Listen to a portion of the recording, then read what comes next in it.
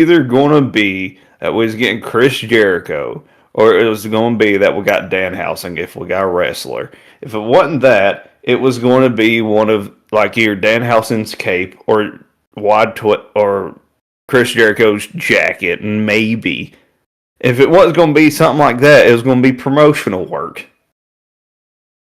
And everybody would have hated it even worse if it would have just been something promotional for WrestleMania.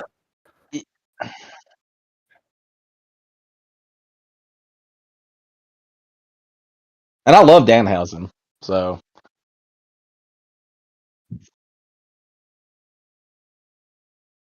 But R-Truth? I mean, don't get me wrong. He's... Yeah, exactly. Yeah. Yeah, and... Yeah.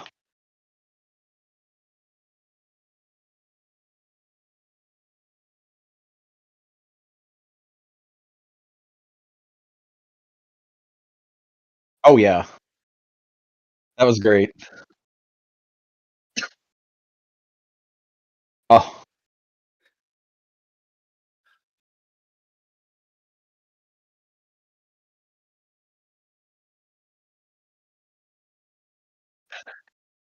You're going to give me a champion somehow. And, you're also going to give me a reality TV show. That's going to be great. And I was just like, this is good. See, and the fans are into him now already. Oh, yeah. Yeah, and they're sitting there chatting with him. You are cursed in his back. Really, it doesn't boil down to the fact that the fans were upset at seeing him. It was the fact that it just felt like they were not building up to him at all. And like, I feel like maybe doing that at the Royal Rumble would have made more sense because people would have said, "Oh, it can't be Chris Jericho because it's too early. It's still too early." And if you do that, the Rumble, he fades away the exact same like Royce Key done. Well, I will say the way that they did it, where he just came out and then did nothing, also didn't help. It didn't help really, Yeah.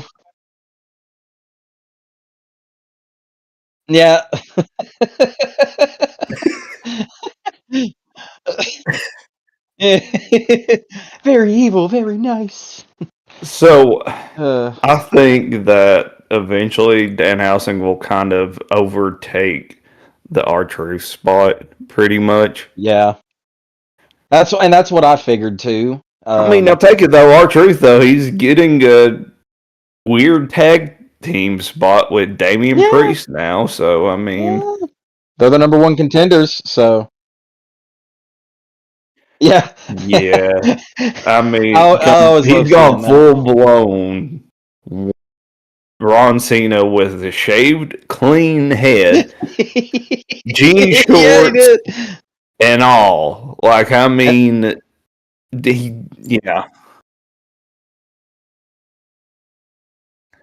not the John Cena jean shorts though. And that's what he was in. You also got to think about all the other time he puts into like doing his TikTok videos where he's just sitting there spitting bars and talking. And I mean, I know he's not a full timer all the time, but he's been back a lot more lately now that the whole contract thing's been resolved, which is really great. And I'm glad we bullied the WWE into getting him back because that was just stupid. Oh my God. Yes. Oh my God. Like I'm not gonna let people forget you, John Cena. I know you said that. I know you said people would forget you after your last match, kind of thing. That would be good. And comedic too. But it would still it would mean something. I feel. So I don't feel like anybody bullied WWE into getting him back in because it was in their Netflix show. So I'm pretty sure that was always a plan. Yeah, I mean, you want my honest opinion? I really think I would hope that's the case, but I don't have much faith that that's the truth because I've seen too much happen now to give me much faith in Endeavor in general. You know what I'm ready for though? I'm ready to see what they're going to do with Johnny Gargano. Are they going to let him go? Don't know. He just had a thing on Friday Night SmackDown. He just had a thing on Friday Night SmackDown, and talking about trying to remind people squashed. Well, yeah, he got squashed by Oba. Don't he get got wrong. Freaking squashed. I mean, and put right back into his mode. Yeah, I don't know exactly what direction they're going to take him. Meanwhile, the Good Brothers. Oh yeah. With what? There I am. For some reason, they were saying that the only people that they could hear was Heaven and Bristol are listening to us, and they said that the only people that they could hear was you and Caleb. So, yeah, thanks, Evan. I mean, it was. Well, unmute your mic. Well, it wasn't that my mic was muted. It was that for some reason in the program, my mic wasn't. Yeah, the settings. On, like wasn't put on. There was just a weird, awkward silence while we were sitting there listening to you talk. No one had a clue what we was listening to. People would be like, "What's going on here?" And then just answers a random question right now. Yeah, like, okay. I love you too, Heaven. Unfollow. She said, "I don't know if y'all." She said, "I didn't know if you were on." She's like, "But there was like long silent pauses here and there, and then they'd just be laughing and agreeing." Awkward silences. Oh, boy. Exactly. We sound weird right now. That's great. Oh, me. But no, that's great. This is what happens when everyone come in just riffing. Oh, yeah, that's for sure. I didn't have the time to like actually look at and see if it was connected. It makes you... I literally. So I mean, if you're here listening, guys, welcome to the podcast. Yeah, we got somebody. We got a comment already. That's fixed now. We just figured we'd just come up in here and start riffing on y'all like it was nobody's business. But continue with Kyle Rifkin Jr. The last thing I need to say about the Dan Housing situation is I wasn't cool with it at first, but now I am. I mean, I just think he's hilarious, and like I like like you said, Rich. Whenever the crowd went up to him, he was like, "You are cursed." Cursed. Yeah, I love it. And the thing is that like I'm willing to overlook, in what is my opinion, a really bad way to bring him into the WWE universe, purely for the fact that he was able to rebound off of it in a really positive way and get people to kind of be like, oh, okay, look, we were just mad because it just was built up the wrong way, but we're happy you're here, and I'm glad he's there because it looks funny, especially when his encounter with the Judgment Day. That was a really good one. Oh yeah. The only thing now with him, though, is we're going to have to at some point see him wrestle. Oh, yeah. That's my only slot with him. He can wrestle. I mean, he's not bad. He can wrestle, yeah. He can wrestle. It's not a matter of can he wrestle. It's a matter of can WWE book his wrestling matches. That's true. Right. I think that's everybody's question. That's the main issue. Just have him. That's the whole thing, like with Johnny Gargano right now. He hasn't wrestled in so long, and now when they give him something and try to build him up, make him look like he's going to get energy, and they squash him. Get squashed. And you know what's worse? I mean, look at what Tommaso Ciampa's doing right now. Look at what he's doing in AEW right now. He's got a title right now. Right. Like, they propped him up. They brought him now, in. It seems like right now it seems like we're about to, like they're trying to set something up between him and the Good Brothers, though. I mean, yeah, that's true. They brought the Good Brothers back? Yeah, they got FTR going on. Oh, so FTR. Hold on. I am confusion. You're like, hold the hell. Okay, listen. I don't know who it is. I don't know who it is because I'm sitting here trying to think of a promotion that I don't really watch, and I'm just telling you what I'm hearing. All right? No, you're hearing about Tommaso with the Good Brothers makes sense. The Good Brothers is Carl Anderson and Luke Gallows. Yeah. The FTR is Cash Wheeler and the other guy. I don't know who it is because, again, I'm not watching it. So I don't know in full. I'm just telling you what they got. They got him messing with the tag team right now without a tag partner. And the way that they are just kind of letting Gargano float around right now. Honestly, I don't really and not care release him and let him go join him. I don't really care for myself, so. Well, I mean, he's good. The reason why we don't care for him is because there's nothing going on with him. Well, even there's no good storytelling going on with him. Even when he was big in NXT, I wasn't the biggest fan of him. I mean, the only match that I really liked watching was him and Adam Cole at NXT Stand Deliver. But he was one of those characters that I felt like they tried to make like a superhero. Like he was just like, no matter what you did to him, he wouldn't stay down, and that kind of stuff makes me annoyed. Some people it makes sense, but for somebody like him, I was just like, come on now. Bristol said, what do we think about Road Dogg being released from the creative team? Oh, yeah, that's right. I totally forgot about that. He says he left of his own accord. No, I'm not like really shooken by it at all. I mean, I love Road Dogg. I mean, New Age Outlaws is one of my favorite tag teams ever. Just the thing is, I mean, apparently ever since he really had been forced to take a step back on his decisions and everything with the creative, the stories have been getting better. And now, I mean, we can bring up the whole Cody situation, yeah, but the thing is yeah. But the thing about it is, they're gonna do what they think is best for business, but another thing I heard about with Road Dogg is I heard that Road Dogg was starting to speak up some. Like I heard Road Dogg was. Oh, really? Apparently, like. I mean, it could be mainly because of the whole R-Truth thing, because if you watched Road Dogg's speech, or Take Road Dogg's, when he was on Chris Van Vliet's podcast, he was talking about, they were talking about how him and Road Dogg are like best friends. R-Truth and Road Dogg are best friends. And yeah, that's what I was getting to, Bristol, is he was saying that him and Triple H weren't getting along on a lot of the decisions, and apparently Road Dogg was like speaking up on like people he is friends with and stuff like that, on why they weren't being used correctly or being pushed enough or stuff like that. So, and I feel like they're gonna use they'll use an answer that they'll probably try to use for that is that we're looking towards the future in a different perspective than he is, and we just it's a new era. It's a new era. We're parting ways with the old, and then it's like, but then you're gonna throw the nostalgia back in our faces and claim it's a new era, and it's like, no, don't claim it's a new we're era. Always in a new era with Triple H. I know, and I want it to be. We were in a new era when Cody Rhodes won the belt at WrestleMania. Then we were in a new era when Netflix Raw went to Netflix. Now we're in a new era again. But let me tell you a secret. Cody Rhodes has been the champion on all three of those eras. So what is the new era? Like, it's always. You can't just throw that word around. You can't throw that word around. You can when you Triple H.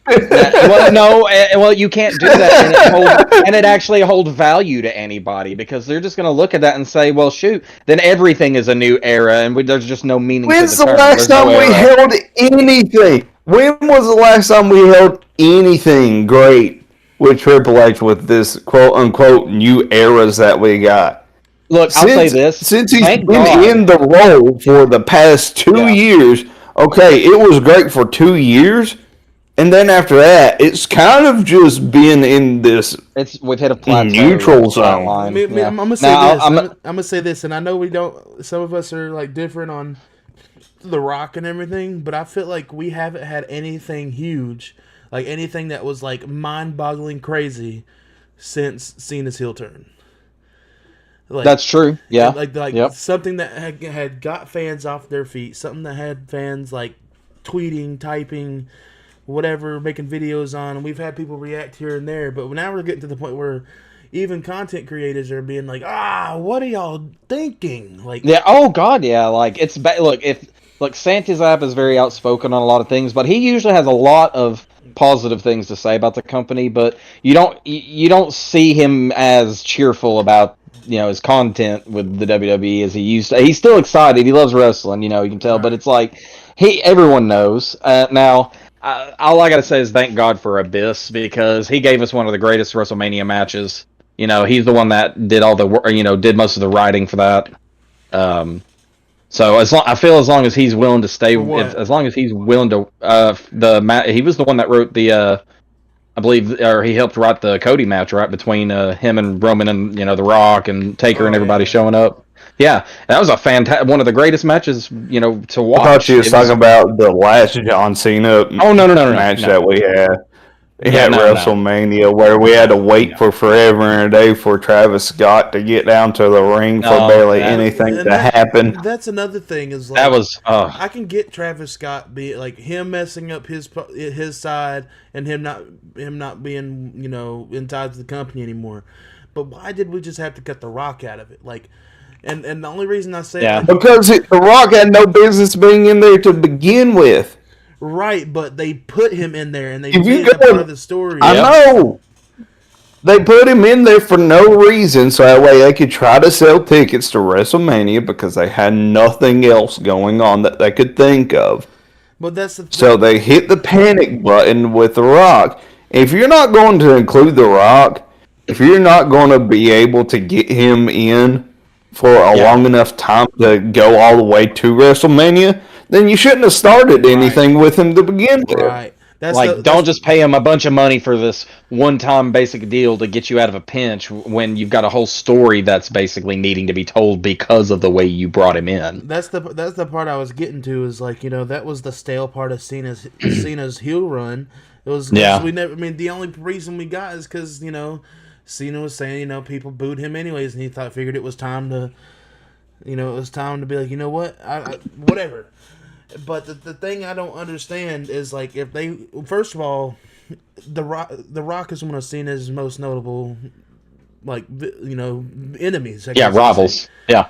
So it's like if y'all would have at least just set up a match to where like after Cena was like turned back to being face and all that jazz. How do you not like have at least one match with The Rock in that? But the fact that The Rock, like you can be a part of creative. But you can be like, I'm going to show up and have this big moment during his heel turn where I pretty much give him the signal to cut the throat, and then I'm going to just not show back up. Like, yeah. Like, I'm done. That's it. And then, what's even worse is to build it up like, because if you notice, he kept dropping a finger each time he did the throat cut. Right. So it was indicating there was more coming, and then just nothing happened. It's like, what the? It's like you had this whole thing like built up. I understand he's under movie contract obligations. I get all that, but like, and I know he loves the company. He's got stocks in it, but it's like, don't bring him in to just be like. What I really think it is, he after they did the Smash Machine, right? He signed on to do he signed on to do this movie. It's a Martin Scorsese movie. It's not. I think they're in the middle of filming it, or they've filmed it.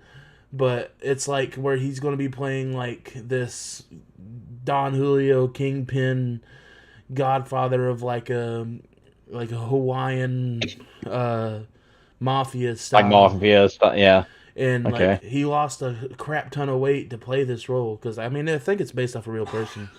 So he lost a lot of muscle mass, but it's like, how are you going to show up and do this whole big thing, then be like, yeah, you know what? I just got a Martin Scorsese role. I want to win an Oscar, so I'm out. So it's that's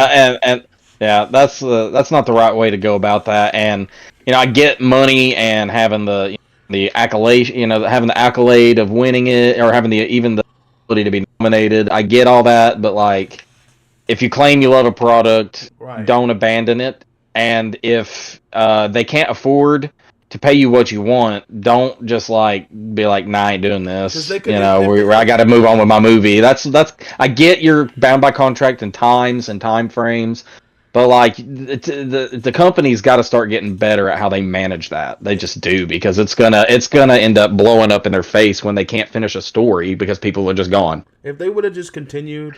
Like, if The Rock did stick around and they continued with the motive that John Cena was being used as a pawn and he was being fed lies and fed a bunch of bullshit, excuse my French, but then by the end of it, John started to see through the lies and all that, and it kind of turns against him, and then they have their whole last thing, and The Rock could have been Cena's last match. I mean, not the last match, because I think Cena going out with a loss makes sense more than anything, but That would have been his last big match before his final fight with Gunther. I feel like. Yeah, and then The Rock, The Rock, to me, if that match had happened, The Rock should win. And he's the final boss. It's proven I am the final boss. And like I don't need to do anything else. I've done everything I need to do. Now I can sit behind the scenes and right. do board meetings. And that I think a lot of more people would be happier with that. And I just feel like once you've made that mistake once, you shouldn't make it again. And I have a very deep fear that they haven't learned their lesson because they continue to be making some mistakes. So. Anyway. I still love wrestling, so I'm not gonna, I'm still gonna watch a little bit, but I'm not gonna sit here and spend all kinds of money to go to a friggin' house show and it be charged like it's a freaking pay-per-view or something. Right. It's just crazy. Well, I guess we're gonna get to our regularly scheduled program.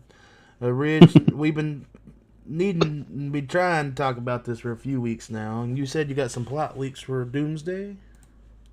Yeah, so hold on. First off, before we get into that, let's just talk about something else real quick. I'm so sorry to push this away. Yeah. So, all right, Tomatonga. Brother, I was about to say, why would you channel in your Tama just now, bro?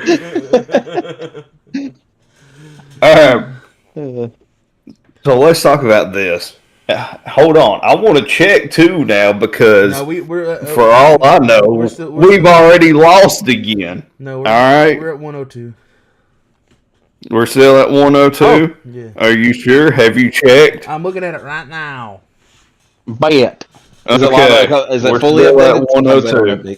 Yes. We're still at 102 for now. It's not bad. We'll take it. I mean, 102 is great. We'll take it. Hey, we finally hit our 100 subs, and now we're at 102. Yep. It was It was a very fun week, to say the least, for us because right as soon as we got off from the podcast there last Sunday, I look.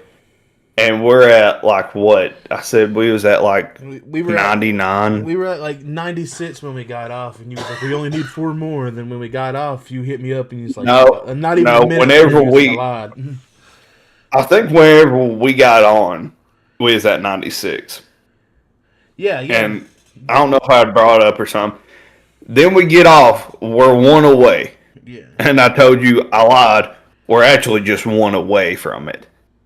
Okay, so not that long right after, we all of a sudden hop up to 101 subs on our channel, which freaking awesome. We made a post, everything, thanking everyone for hitting 100 subs.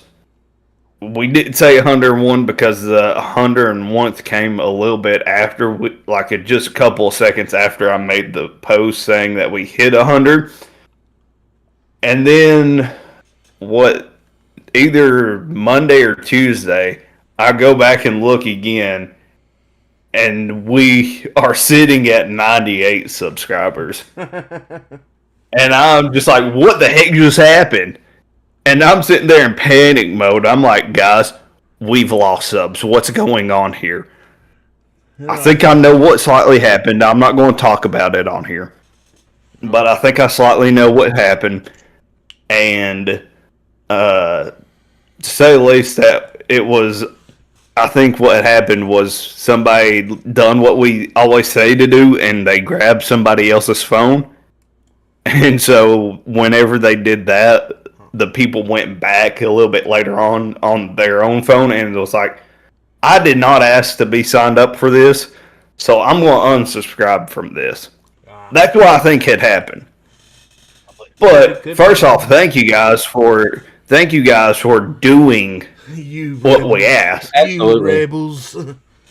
You guys. I mean, that's huge for us. Either way. You rebels. And then after that had happened, I'll go on break during work, and I'm sitting there messaging people that I know that probably have no idea or had no idea that we was doing a podcast. I said, hey, so I need a huge favor from you guys.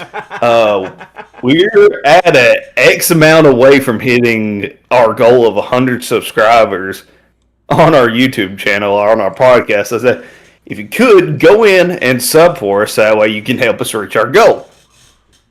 And eventually I had people get in contact with me again to say, yeah, I subscribed, and I also got my mom to subscribe. So huge shout out to them for doing that. Hey. And then before too long, we was up to 102. So now, with that being said, of course, huge thank you to all of you guys who have subscribed and been with us on our journey for this far. For real. We got good ways to go still. Obviously, we got a lot of great more content coming to y'all here in the near future. I'm eventually want to talk to you guys about going on a putt-putt journey. Yep. So that way we can finally go play that new Scooby-Doo golf course or miniature golf course. We definitely need up in Sevierville. I heard it's a little pricey, but it just opened, so I kind of get it. Of course, it's going to be pricey. Everything up in Sevierville now is pricey. Everything nowadays is pricey. I.e., why I love Gatlinburg instead. Y'all may get a little vlog of me and Rich going to see Electric Cowboy in May. We'll be up in Nashville, hanging out, chilling, chit chatting. So we got more stuff coming. Or we could do a live where we're just talking. Either way, possibly it's according to I don't know. We'll see when we get there. We'll play the game of FAFO when we get there. Okay. Yeah. So now we have a new goal set already, and this one's a little bit more so what should have been our beginning of the year, but I wasn't for sure how far away we was from 100, so that's the reason why we originally said, hey, as long as we can get to 100 by the end of the year, we'll be good. Right. So we've already hit our goal of 100, so now we are aiming for 150 by the end of this year. Yep. So guys, make sure that you are sharing this out and you guys are subscribing.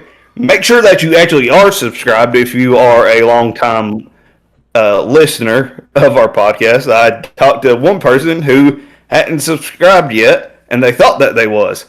So make sure that you are subscribed if you're not. So you know who you are. But either way, we appreciate you because now you are subscribed. And now we're on our journey to 150 subscribers by the end of this year. Right. So, wanted to make that known. How fun we've had trying to hit 100 and the fun story of our panic mode that hit. Yeah. By the way, if you didn't know, to our people that do listen on here, to those of you that might not know, we also have a Facebook channel. Or not a Facebook channel, but a Facebook page. That had not made. So go over there, follow us there. Make sure that you follow us over there. So that way you're keeping up with us over there. It's fine that you didn't make another post.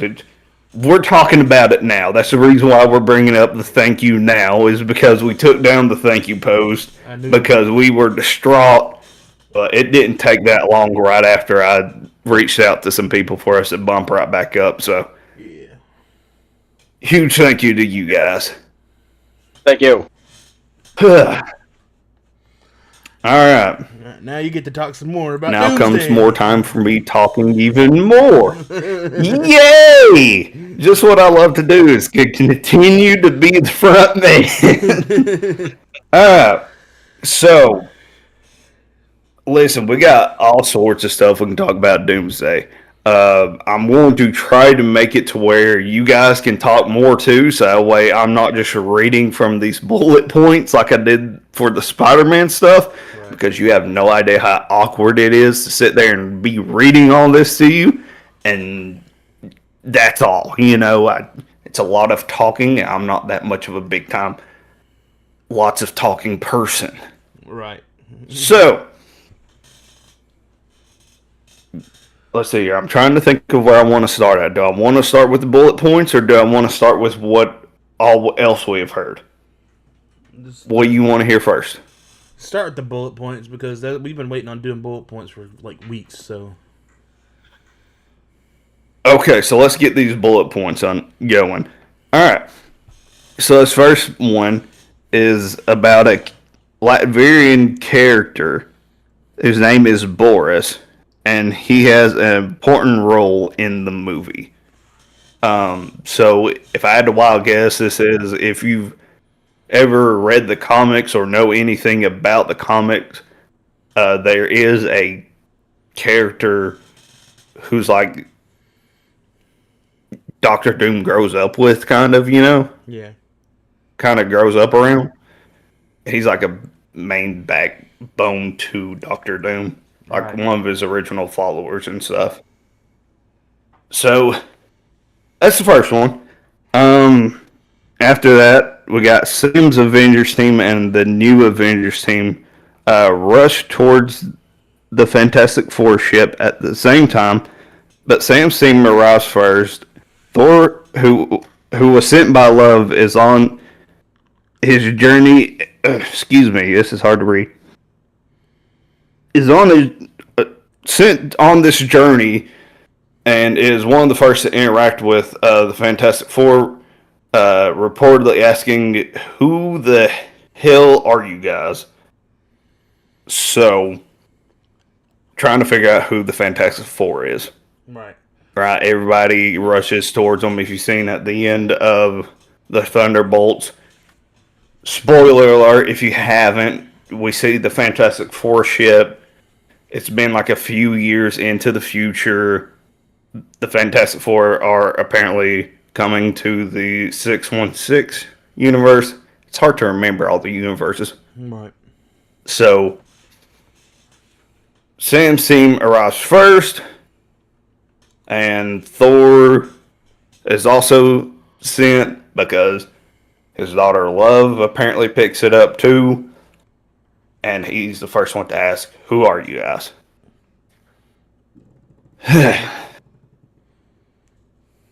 Alright. The next one is Doom has several followers, around 4 of them. I don't know how that's several followers. Only 4 followers. Is not several. Well, 3 is a few, and so I guess 4 is more than a few, I guess. So, 3 of them are witches who can shapeshift, possibly black swans. One of them wears a purple cloak with a gold mask. The other is an orange cloak with a gold mask. And the third is a classic green cloak, with obviously the gold mask too. And the purple one could be Clea, and the green one is Sylvie. Okay. So, and also I've heard that the 4th person that's following him has apparently been described as also wearing some kind of cloak, but is a wizard with a sling ring, and his mask has a spot for a 3rd eye. Oh. Okay. So his 4th follower is Doctor Strange. Also, who we know is going to be the sheriff of Secret Wars. Yeah. Like his right-hand man, so it makes sense, right? Right. Also, it'd be cool kind of for the Avengers, kind of upsetting to see this guy that they fought alongside with is now siding with the bad guy. Right. Any thoughts? I mean, I think it makes sense that Doctor Strange would be on Doom's side, because Doom is kind of like the way that Thanos wanted, but Doom's wanting to include everybody. But I mean, not Americans, because he hates Americans. But I don't know. He's just wanting to rule. He wants there to be order. He wants there to be order. Thanos just wanted people to die. That's true. It also makes sense with, like, obviously, if you have Doctor Strange as one of them, it makes sense that Clea is one of them. And if they're telling the idea of that they're the Black Swans, it makes sense because, if you go back to comic books, you find out that Clea is working for, I cannot think of what they called Doctor Doom. This is where Mikey would come in handy because he would know this. Picture. They call him something, a different name, and that different name comes to find out, Doctor Strange ends up finding out that it's Doctor Doom is who they're referring to. It gets revealed later on. Right. It's like another version of God Doom or something like that. Right. That's what it's built to. Anyways, I called Emperor, right? Like High Priest or something like that. Something like that. It sounds foreign. Like the name that they give him, it's okay. I wish I could remember what it is, but I cannot right off the top of my head. And then Sylvia, or Sylvie, however you want to say her name, also kind of makes sense because she's always been back and forth on who to listen to and who to follow. So, Doctor Doom might make a good pitch towards her as to why, hey, you should listen to what I'm telling you and follow me, be one of my followers. Right. So, I think that works. All right. Moving on. Yep. Next one says Haley Atwell has multiple roles, and one was reportedly seen in Doom's witch's costume. Context is unclear, possibly as a witch disguised as her. And probably, if Steve Rogers is a big point in this movie, I feel like he's gonna have to, especially if Steve isn't gonna, side with him, unless, because there's no rumors of us seeing Captain Hydra in this movie too. Yeah, supposedly there's gonna be more than there's gonna be multiple different Captain America. Yeah. But I think that I think it's all but confirmed that we're gonna end up getting Captain Hydra. Yeah, I feel that too. That's something that they've been putting off for a while, and I feel like now would be the best time to do it. Yeah. All right. And then after that, the last one for this slide says Loki does not form a team, like his own Avengers team or TVA team. Right. So, okay. Like, apparently we're barely going to see him in this movie. Like, we might see him move Captain America over to the same universe that Fantastic Four are in. Hence why there's been rumors of him already being on that ship with them. And it could be that whenever we see him at the end of Endgame, that could be a universe that he's already in as well. Yeah. Don't know. And there was supposed to be an end credit scene for Fantastic Four that included Steve Rogers in that universe. So, makes sense.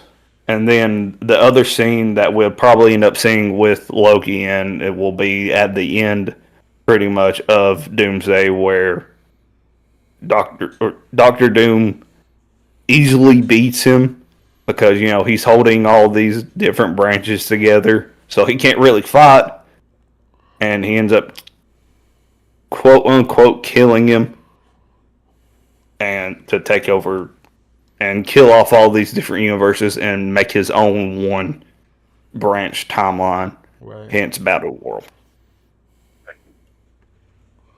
Right. All right. Okay. Next one is A Franklin Doom conversation continues from the Fantastic Four post-credit scenes. In the Fantastic Four post-credit scene, Sue and Franklin are at home while the rest are at a baseball game. Okay. Hence why we only see Sue standing there and we don't see anyone else. So I guess that makes sense. Yeah, it makes sense. Another one is Gambit and Yelena interact in multiple scenes. So that'll be fun. It'll be funny. Yeah, that'll definitely be funny. I imagine that Gambit's going to be trying to flirt with her. Yeah. A lot. Hell, Shea, you ain't got my heart just yet. And then she'd be like, I don't know what you're saying, but okay. He's all that Tom Rambouillet. There are no Doom variants, but there are Doom bots. Yeah, there's pretty much. I mean, it's pretty much assumed. We can pretty much safely assume Doom bots will be a part of it. Right, there was talks about the possibility of different Doom variants in this movie. Yeah. So, but it makes more sense for him to have Doom bots to do his bidding other than different variants. Because, I mean, you can't really trust your variants whenever you're Doctor Doom. Next one we get is Doctor Doom wears multiple masks throughout the movie. Okay. So, like, the first mask that we see will look different. I imagine at some point maybe his mask gets destroyed. So he has to upgrade the mask. Yeah. Maybe he's wearing a gold mask too at some point since his followers are wearing gold masks. I don't know. That or we get like the closer to like what we see in Fortnite where it's, you know, more so almost like a white color. Yeah. Alright, let's see here. Alright, so next one I got is Doom, or not Doom, excuse me. Steve wields Mjolnir without his shield and is heavily featured throughout the film. Which pretty much that should be confirmed because the Funko Pop leak is with Steve Rogers is just Steve Rogers in some jeans and a black T-shirt with Mjolnir. Right, and also no crap, he's going to be in a lot of the movie. Yeah. I mean, they wouldn't have showed us a teaser for him already, right, for him to not be one of the main points in the movie, or one of the main people to be heavily seen in the movie the whole time. Right. Alright. After that, we got Doom is on the ship with the Fantastic Four from the Thunderbolts post-credit scene. It is unclear if anyone else is there. So, they're not 100% sure if Captain America is on that ship too, but very well possibly could be. Sentry wears the same suit from the Thunderbolts. Ant-Man wears his Endgame suit. Okay. And more than one... excuse me, I don't want to pronounce this wrong, so that's the reason why I'm hesitating. More than one Dora Milaje appears in the movie. Dora Milaje. Yeah, Dora Milaje. You're right. As seen in the fourth teaser. Okay. We get Doom flashback scenes, which, yeah, we kind of need flashback scenes to help set up who he is. Dr. Doom is. One of the scenes that is being talked about is that whenever how he becomes Dr. Doom is Victor is working on some type of device, and it's unclear as to what type of thing that he's working on. Mm-hmm. But it's in his lab, and his family's there, and his family is a different universe version of Sue and Franklin. And Valeria. Possibly Valeria. They haven't said so yet. Right, so right. And so what ends up happening, though, is that while they are working on this device or whatever is going on, something misfires, ends up killing his family, and ends up damaging Doctor Doom very bad. Hence why he's wearing the suit, is because the suit has to keep him alive. The mask doesn't keep him alive, but his suit does. And the photo that we got that the Russo brothers released a while back was actually from Victor Von Doom's lab. Apparently. So, I mean, that helps with setting up the flashback as to what happened to him, how do we get here, you know, all that fun stuff. Yeah. Sorry. Steve reunites with Bucky, Sam, and Scott Lang. The X-Men are likely from the same universe as Gambit, not necessarily the Fox universe, though. Right, yes, makes sense. It makes sense because, like, how they set up the end of, what's the one that they had the Wolverine in?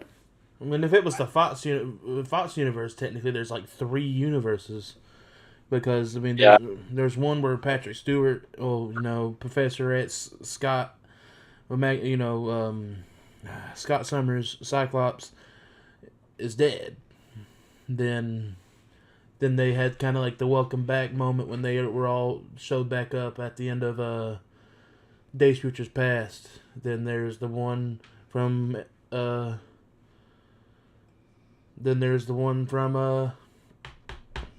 Apocalypse. Like, it's all weird. Like, it's all a weird thing. So that would make sense that it'd be a different universe. Right. Alright. So, after that, characters consistently travel between worlds unknowingly, accelerating the incursions between the 3 worlds. So, like, them traveling back and forth between X-Men, the 616 and the 828 and the X-Men's universe, whatever number that is. Yeah. Alright. Also going into the Steve Rogers getting Mjolnir thing is Steve gets Mjolnir back from Thor and does not intentionally have it with him. Don't know. That's just what it says, okay? It sounds like because if you think about it, at the end of Love and Thunder, he gets Mjolnir back. You know, and he was using it, and Love was using Stormbreaker. But what makes sense is Mjolnir would call to him. You know what I'm saying? Maybe. Like, maybe he meets back up with Thor after everything's going down, and Mjolnir calls to him, and he's kind of like, take it. Seems like you need it more than I do right now, so... Alright. After that, we got Doom's female followers, aka the witches, use magic and are not random henchmen. Going back to the whole magic thing, we kind of figure that they are able to use magic somehow. Pepper Potts appears in the movie at some point, which, good, that needs to happen. Yeah. The X mansion gets destroyed. Cerebro. But Cerebro, sorry, I said it wrong. But he's in the entire mansion, which I... okay. Yeah, I can see that. I mean, we kind of seen that with the little teaser trailer, the possibility of the mansion. What are they called? The bots? Sentinels. The Sentinels are probably the one that are being controlled by Doom are probably the one that destroyed the mansion again, so... Yeah. Real quick, sorry to get off of this, because, again, I hate just randomly reading like this. Is there any comments coming in? Cryptic's that we've missed. Cryptic just commented and said, "Hey." That's the only one we missed. Hey. Greetings. What's up? Yeah, that's the only one we have. Sorry for hearing me boringly read. That's what's going to happen. We are nowhere near towards the end yet. I got 2 more slides after this. Oh, yeah. Alright. So let me get back into the boring reading. As of now, the only X-Men members in the film are those that are already confirmed. Right. So Storm, Rogue, and Jean are reportedly not in the movie. Not my share. No, why? I didn't figure her to be in the movie, so. As of right now, that's the way it is, though. That's the key term. As of now. Yeah. Unless they can get Anna Paquin to show up. And I cannot believe that this is one of the bullet points that I'm having to read. Because if you've seen the teaser, we already know this. No duh. Charles and Eric play chess. Oh, God. If you watch any of the X-Men movies, you know they play chess. Good Lord, that's such a spoiler. Good Lord, have mercy. Literally every iteration of Charles Xavier and Eric Lancher play chess together. Like, come on. Come on, y'all. Okay. So this next piece is actually very well something that we need to know, though. The Reed and Doom rivalry begins in this movie. Makes sense. Oh, okay. So they haven't had a rivalry since college. It just starts here. And it makes sense because this Doom, his wife from his universe is Sue, and his son is Franklin. So he's automatically like, "That's my wife and my son." Be like, "Nah, player, that's my wife and my son." All right, moving on, and this one's a big one, so bear with me. This is a lot. Okay. So, based on the first teaser that we've seen of Steve having a son, his name is possibly James. And if I'm not mistaken, in one of the comic books, his son and he does have a son named James, but it's not with Peggy. It's with Widow, right? Black Widow, Yep. if I'm not mistaken. So. Yep. Doom is initially unaware of who caused his suffering, but later discovers the truth and seeks revenge. Obviously talking towards who caused the first incursion, which could be what, in his universe, they are trying to work on, trying to fix, is the incursion from happening that's killing off his wife and kids, or kid, we don't know yet. And it could be that we find out that Steve is the first one to cause an incursion from where he goes back and is with Peggy. Yeah, and it stays with Peggy. Alright. Sentry and Gambit share scenes together. That'll be funny. A former crack addict and a 3-year-old going back and forth with each other. I love that part in Thunderbolts when he's like spinning the sign. He's like, "Dude, you keep spinning that sign so fast." He goes, "I was on meth back at this time." God. Alright. The next one is Sue and Namor share scenes together. Of course. Makes sense because in the comics, Namor has a thing for Sue. Yeah. What guy in the comics doesn't end up having a thing for Sue? I mean, I swear. That thing thangin', son. That thing thangin'. You shut up. Yeah. Good Lord. We're going to get canceled for that. No, we ain't. Listen, out of everything that we have ever said on this podcast, that's not going to be the thing that gets us canceled. Oh, no, absolutely not. No. Mind you, the one episode where we was talking about everyone that we knew that was casted for Harry Potter, the TV series, and we was sitting there roasting them, bullying them unnecessarily just to have a good laugh. We were a little vicious. Yeah, we was. Boy, we were honest. We had to catch ourselves too. We were like, hold on now. Hold on now. We better just stop because we're about to get canceled for this. No, we didn't stop. No, we didn't stop. We didn't stop. We just acknowledged that we are poking fun for fun. Yeah. Like we would with anyone else because we like you. It wasn't out of seriousness. We like you and we like what you're doing. And we want you in this scene. Yeah. I had to change that line up because if I said it the way it's originally said, that would sound really weird because it's talking. I know what you were going for. Anyways, let's get back on topic, shall we? Yeah. All right, this next bullet point. Again, it doesn't make sense being right here because we've already discussed this. Sam already has his Avengers team formed at the start of the movie.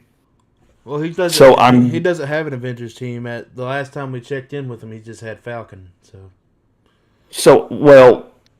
I mean, at the very beginning of whenever we were talking about these bullet points, if I'm not mistaken, it says that his team and or we have the new Avengers team and Bucky's team or whoever are both going towards the ship. So we kind of already know, you know.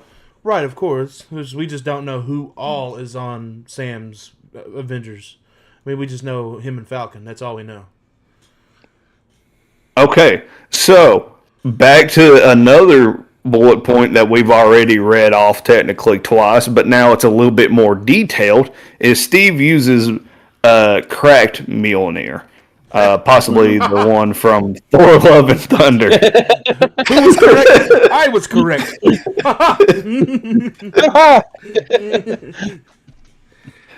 I think I just unagied that shit, cuz. Alright, so after that, Walker gets his taco shield fixed by the Thing. Thankfully. Dude, if he would have went that whole movie with that taco shield, I'd been mad. That'd be hilarious. It would have been hilarious. Just a shield wrapped around his arm like that the whole time? It would have been hilarious, but it would make sense if you're going to be friends with the Thing. Have him fix that thing for you. I mean, it shows off the Thing's strength even more if he's sitting there fixing the shield. Yeah, because it's adamantium, so... Well, yeah. Alright. So... Red Guardian gets his own shield, similar to the one from Black Widow. Ooh. He had a Captain America-like shield too, so yeah. Yep. Well, I mean, he's a knockoff version of Captain America too. Yeah. In some ways more than others. Steve's son, James, is aged up. From the teaser, it looks like that might have been flashbacks that we were seeing of him as a baby. Mm-hmm. And obviously, as we already know, Steve is bearded and wears regular clothes now. Yeah. Doom keeps his mask on for about 90% of the movie, putting it on quickly after his interaction with Franklin and the post-credit scenes from Fantastic Four. Okay. So, majority of time, we'll see him masked up. I think at some point, he'll have it off, and we'll know, like, the audience will know what Victor Von Doom looks like underneath the mask, but the Avengers won't. Which I think that makes it better. I think that makes it better that RDJ is playing Doom. Like, it's not going to be like he's just got the mask off just because he's Robert Downey Jr. and he's a big face in the franchise. Like, it makes sense that he would be just masked. He'd be on the mask. Well, wearing the mask the entire majority of the time.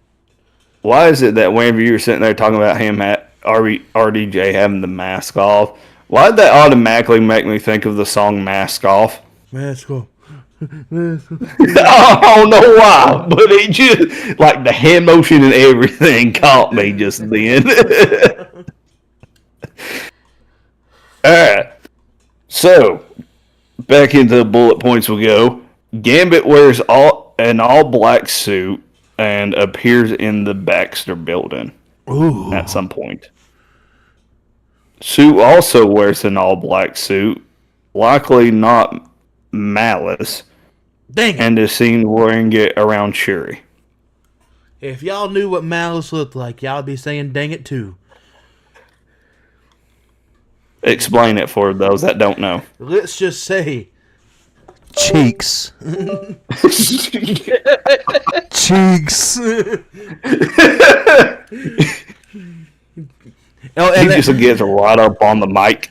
Cheeks. Honestly, I mean, it would make sense if she did wear a Malice suit, because Vanessa Kirby herself said that the Malice suit was her favorite version of Invisible Woman. And it's just an evil version of Sue Storm. Well, likely it's not the Malice suit, at least for this movie. I mean, we have potential in Secret Wars for her to be in a Malice suit. If her cheeks ain't out, I'll leave the theater. All right now. Let's bring it back in. Now we're borderlining.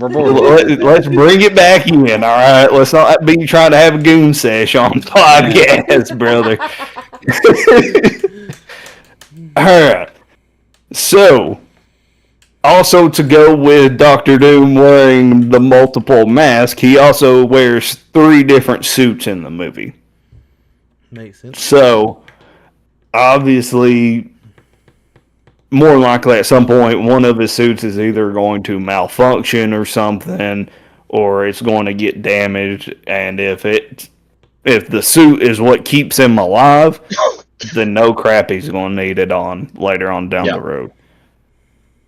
So, who knows what all 3 suits are going to look like. I imagine eventually the last one's going to look, also, like I said earlier, it's going to look more so white to go with the God Emperor Doom look more so. Yeah. So, Doom does not share scenes with Kamala, who wears her... I don't know why this is in here. Kate or Kamala, who wears her suit... or Cassie, the three have small roles and share a scene in an apartment, which I imagine that this is them starting their Champions thing. Yeah. Well, I don't think it'll be Young Avengers. I think we're just going to be more so leaning into the Champions because, some of these people are too old to be Young Avengers now. So. Right. Steve does not trust Doom from the start, which leads to clashes with others.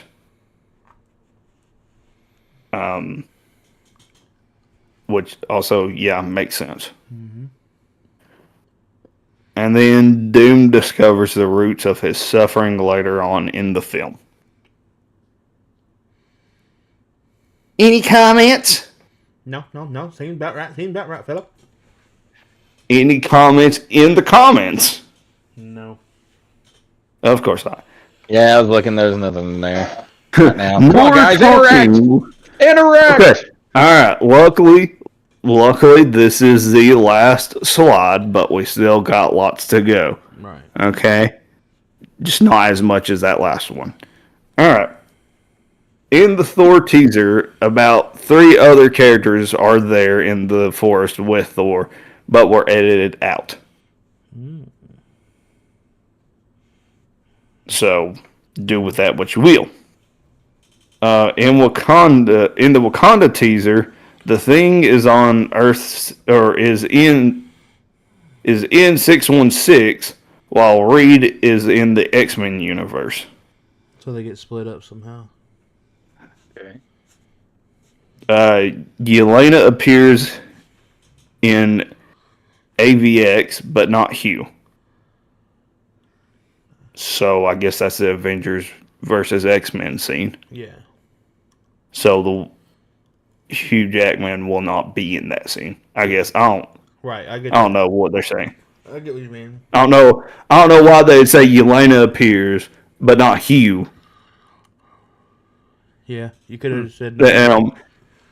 Yeah. Cryptic said he got one, and he said you're. I don't know what. I don't know what he meant by he got one, but he said you're. He got one. He got one like one comment, like you're. Okay. I know what he's saying, but I know what he's saying. So my response back is yeah. You're. All right. So back to the bullet points we go. Toby and again they only call him Hugh. I don't know why. Toby and Logan fight in Act 1, which may set up something later. Nice. A funny scene is at some point Deadpool sits on Reed's face, possibly flattening it. That'd be awesome. Okay. After everything that we've been talking about cheeks. They gonna give us some cheeks, all right, I guess. Heck yeah, brother. Just not what you was expecting. Jerome says sigh. What's up, Jerome? Sigh. Yeah, that's how I feel right now, having to sit here and sigh in between these bullet points. Okay, moving on. Doom does not change himself to look like Tony and is originally from the Fantastic Four's world. Okay. So I imagine if he's originally from that world, he starts his college career and everything in that world. He might end up figuring out multiversal travel, takes off to a different world, creates his own family with Sue in a different universe because he wanted Sue to begin with. He didn't get his way in one universe, so he said, all right, I'm out, peace. True. Hence why we didn't see him as a Latvian ruler in that universe, and maybe he comes back later on in Doomsday or on into Secret Wars and takes over Latveria then. Right. In that universe. I don't know. Alright. Ava, if you don't know who that is Ghost, travels to Earth 828, the Fantastic Four's universe. Why? We don't know. That's all it told me. Okay, that's all the bullet point says. Alright, don't kill me. Just reading here. Oh, now they go from saying Hugh to Wolverine. Wolverine may not appear in the AVX scene, but Deadpool does. Nice. So, I'm wondering if that's where we get the Reed and Deadpool scene at. Good chance. Since they say that, Reed is on the X-Men, or is in the X-Men universe, but what's funny?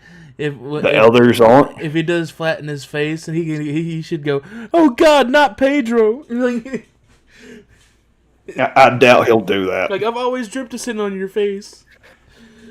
Gosh, I don't know if we'll get that far or not. We'll see. All right, last 4. All right, Doom is from 828, Earth 828, and has lost his family. Of course, we already know that he has lost his family somehow, and apparently, according to this one, he's from Earth 828. I don't know, I ain't fully buying it. Because, again, it just don't make sense. Right. Shuri and Bucky share scenes together. Makes sense. Team 1 goes to Wakanda to meet with the Wakandans, then travel to the... I can't pronounce this word. Tulakan. Yep. Tulakan is Namor's kingdom. Yep, that word. And events unfold, and Shuri eventually joins Team 1. Cool. And that's it. Yay! Yay!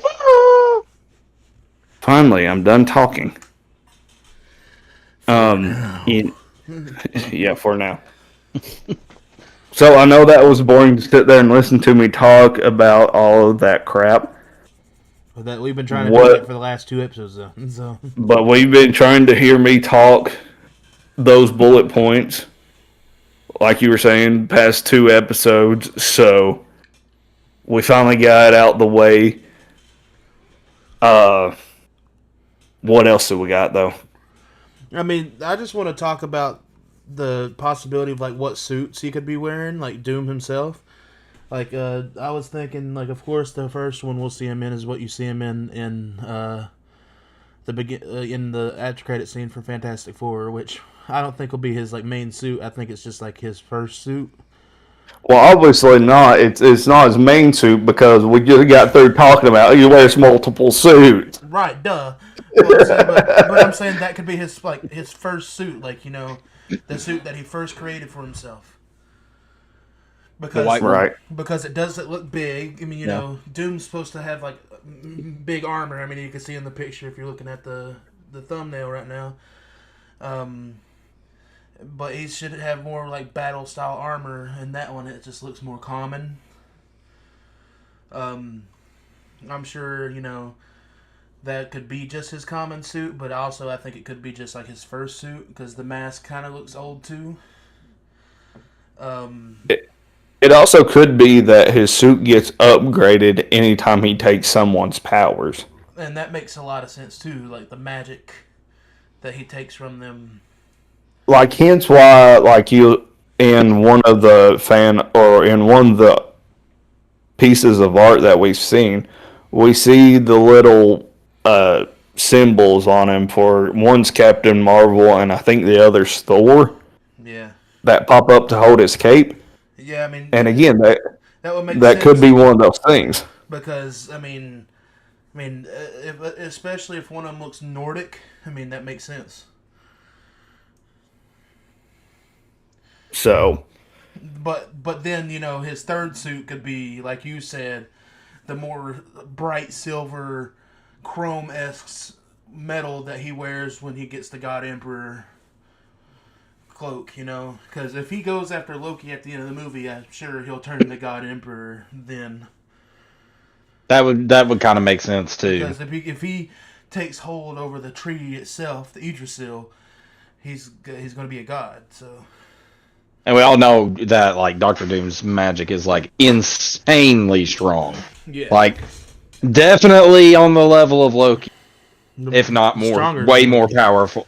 Well, yeah, technically stronger than Loki. So I mean, if anyone could handle grabbing a hold of the Yggdrasil and like crafting their own reality, it'd be him, and that's why he's gonna win, and that's why we're getting Battle World. And what's gonna make sense on how Doom can be like not having to stay at the Yggdrasil to hold the branches, to hold the timelines, is because he's gonna be using his magic. Like that makes sense too. Yeah. So I mean, yeah. I'm coming in halfway listening and halfway not listening because I'm trying to multitask right now. Right. So something that I was talking about earlier on is that once Doctor Doom gets to him, sorry, I'm getting distracted at the same time. We know that he's going to easily defeat Loki. Right, yeah. And eventually he's just going to wipe off all these other time branch lines, and that's how he destroys the multiverse. And then he'll probably take different pieces from those branches and piece it together to make one infinite timeline, aka Battle World. Right. So, yeah. Now, real question. This is like the big question I want to ask. Okay. At the end of Secret Wars, after all is said and done, and just from my standpoint, but I want y'all's opinion after, so I just think that Doom's going to take stuff so far that they're going to have no choice but to reset the timeline. Yeah, probably. I mean, if they're wanting to move on to the next generation to continue telling the story, then they're going to have to find some way to absolutely end our hopes and dreams of ever seeing what we used to see come back from those actors again. And that's the thing is, it's going to tear everyone apart. Like, I'm talking about everybody. Grown men will open that movie theater on their knees, bawling, because this will be these next two movies are going to be the goodbye to everything we know from Spider-Man 2000, well, X-Men 2000, all the way to Secret Wars. And because if we're talking about recasting Iron Man, we're talking about recasting Captain America and everything like that. Yep. I just think it makes sense. And like I said, when I kind of look back on the DC animated universe, they did that in their Apocalypse War movie, because it got to the point where so many of people in the the Justice League was dead.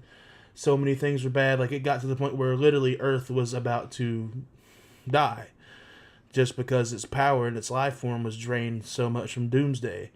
And the Batman, Superman, and everybody was just like, we have no other choice but to have Flash cause another Flashpoint paradox, then restart the universe again. Well, I mean, if you think to the comics, there at the end, Franklin and Reed have to sit there and create universes. Yeah. That's the main thing that they're doing, is at the very end, is that they are sitting there creating the different universes. So we eventually, who knows, maybe we still have a quote unquote multiverse. Right. But it'll take time, because yeah, maybe at the end, Franklin's having to re-piece everything together. Mm-hmm. Beside Reed, and probably Loki as well. Yeah, probably. I have a feeling that Loki is going to play the role of I can't think of the character's name now. Well, Beyonder and the other character. Shoot. Why am I freezing on that character? I want to call him Adam Man, but that's not right. Are you talking about Adam Warlock? No. Nova? No. Oh, Molecule Man. Molecule Man, yep, that's the one. Yeah. So, because I think it's Molecule Man that ends up taking the powers away from Doctor Doom. Yeah. There at the end. And giving powers to Reed and Doctor Doom, so that way they could fight it out. Yeah.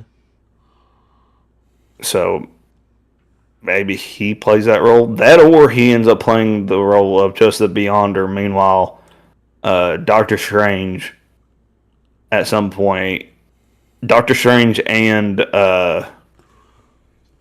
Wanda play the role of Molecule Man, and Doctor Strange at the end of it could be like, I was just doing this because I saw into the future, and this is what I had to do. So I'm sorry, guys.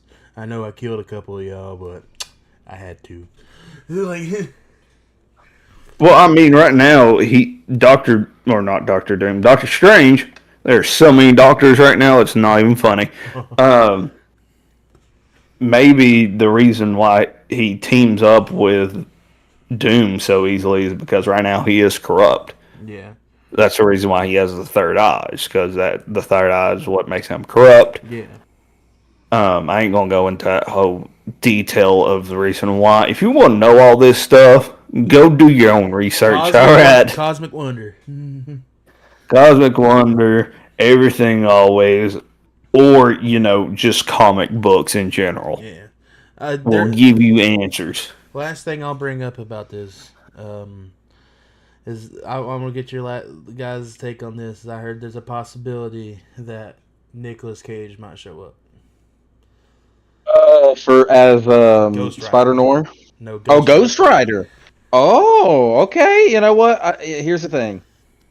If they're going to kill the previous era of the MCU to start their new era, I guess they have to kill it all, right? So it would only make sense for him to be back. I mean, I think it at least makes sense for him to show up in Secret Wars.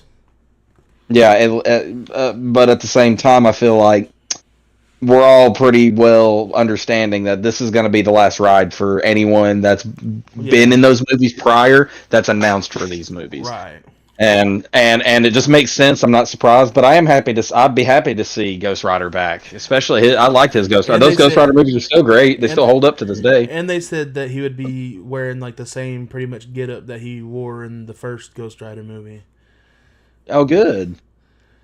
Dude, I don't care what nobody says. I mean, I'm not the hugest fan of the Spirit of Vengeance movie. There's cool parts of it, and I think the cinematography of it is awesome.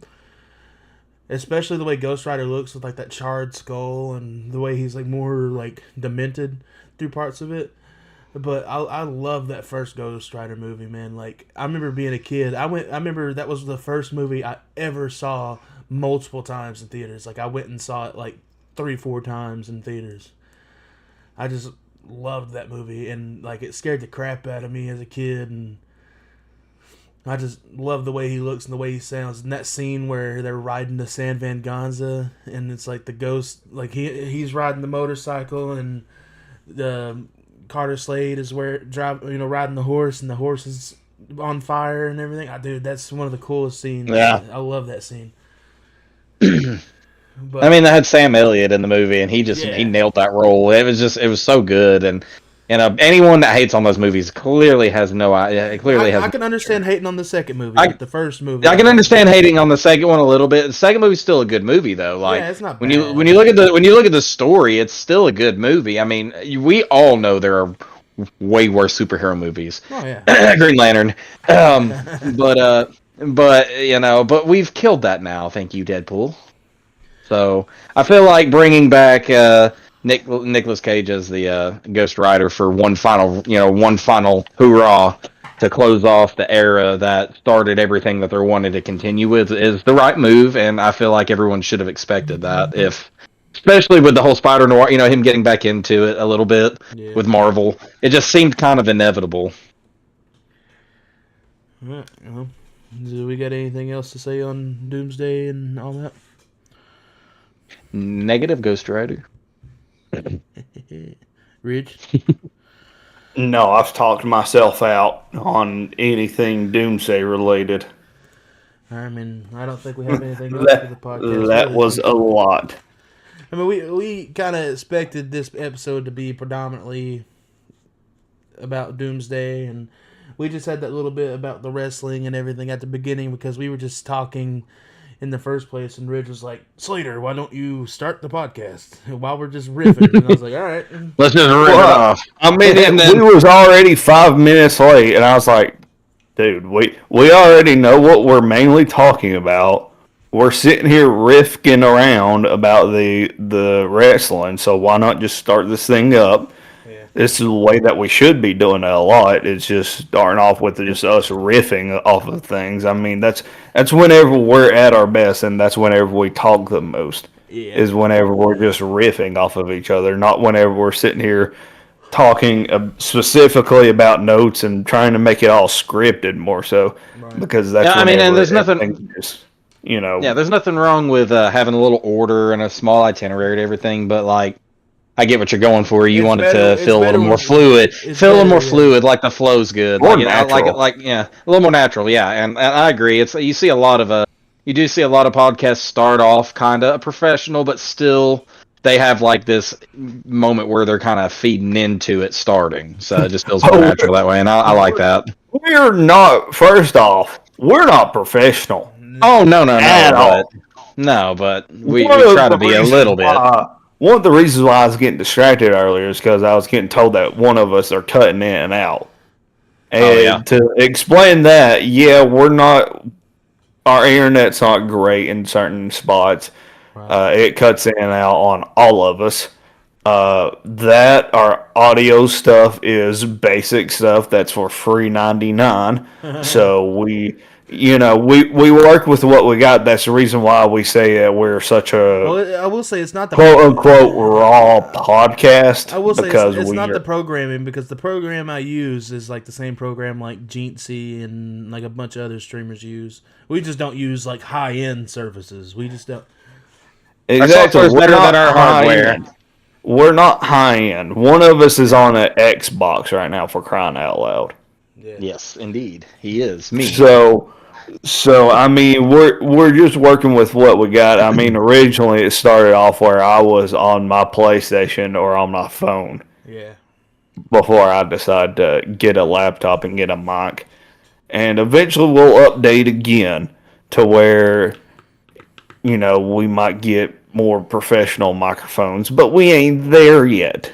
But that's a part of us getting up in our subscribers. Subscriptions. The higher up we subscriptions, prescriptions. the more subscriptions we get, the more high tech we'll get. All right, and we are nowhere near that point yet. So that's the reason why we gotta get to 150. So that way we are one step closer to our next set of upgrades. So our next set of bigger and better things that we are able to do for you guys. Right now, we're on the quote unquote raw, unedited side of things. Absolutely. So, and that's another reason why too our name is Far Side of the Pod, is because we're on the far side of everything. We are the ones that are giving everything not well edited, not well to our best ability. Our what they call them, You're gonna get the most raw tags or whatever. You're gonna get the most raw experience here. We don't do the flashy thumbnails. We don't do we cut in and out. Yeah. And that's just how it's going to be. And I mean, even whenever we go to do some vlogs or whatnot, they are not going to look crystal clear. Especially if I have the phone or whatever we record on, guys. Just fair warning, because I have trimmers. SOB is going to be sitting there wobbling around. You're going to try to tell me to hold that thing still. I can't. I'm going to tell you, it's as still as it's getting, all right? I will look into investing in some stabilizing equipment eventually. Just don't expect it to get any better. If I get excited or scared real quick, it'll get worse. Be sitting here giving people motion sickness from watching our videos. No HHM vlogs for Rich. Well, I mean, we did one time, and I mean, we was running through the end, so that's the reason why it was so bad at the end. That video was so wonky. One, we were trying to run to the back, but also it was our first time going through anything haunted house related. So we were both like, and that was our first time going live on anything. Yeah. So, and that is only on your Facebook, I think. Yep, it's on my Facebook account. It's old video, so you'd have to do some digging on me to get to that. So, oh my God, please do not underestimate the power of the internet community. Now, listen, they will do it. I mean, remember who just hit the One Piece directions in the ocean, and who's already talking about getting. Yeah. So, Cryptic, if I catch a cold chill behind the camera, everybody's going to see it, because that SOB is going to go flying sideways. I'm going to be recording something else off to the side, all right? It's going to go flying out of his hand like a seizure. Just no, that's if I sneeze while recording. If you sneeze. If I sneeze while recording, you're just going to and then the camera's going to go flying in the air. Oh my God! I'm like, oh, shit, my phone. You know what I'm gonna buy you? I'm gonna buy you the thing that you strap around the thing you just strap around, click, and it just sits there right there on your chest, and you won't have to worry about it. I don't know why you think that's gonna be any better. He's pigeon chasing. It's not only my hands that shake; it's my whole body that shakes. That thing's still gonna be sitting there. But at least you won't have to. At least you won't have to hold on to it. That's why I'm not the cameraman. Yes, I know. You're welcome, guys. I love doing it, though. It's not even it's so. I love doing it. It really is. That's why I just take the photos, and I'm in the background over half the time. Next time next time we interview somebody like a fan, we're just gonna have Ridge Aura Farm in the distance in the background, just standing like. We're going to have me hitting, like, I'm going to be standing up on top of something that I should not be on at all, or up in, like, one of the relaxing areas that just offices off in the distance. Just hitting the piccolo arm crossed. No, you going one foot up behind him against the wall. Hat backwards. No, you gonna be seeing me up there hitting the super fast jellyfish dance on Fortnite. Absolutely everyone that's not paying attention up there. Which jellyfish dance? Get up there! Don't ask.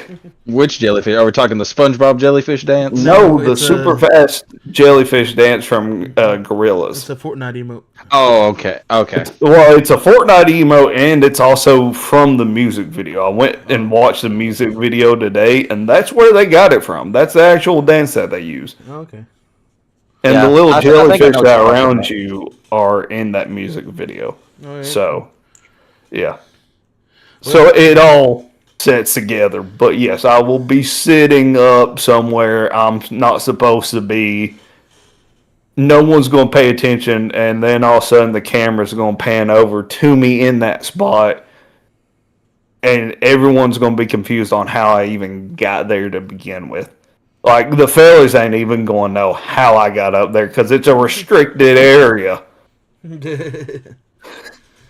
Well, guys, I mean, restricted area. We're sorry for not having much to talk about besides some wrestling and Doomsday, but like I said, we've been trying to talk about it for a couple of weeks, so we figured we'd just make today about it.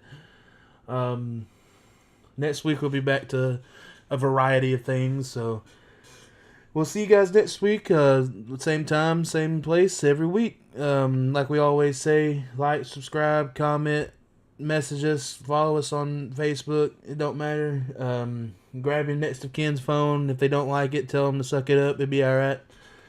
Resubscribe on their phones. Yeah, resubscribe.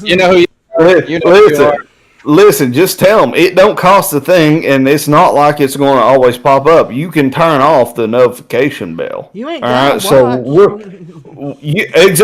Hey, that's what I told some of them people that I reached out to say, hey, help us out, get to 100 subs. You ain't got to watch us.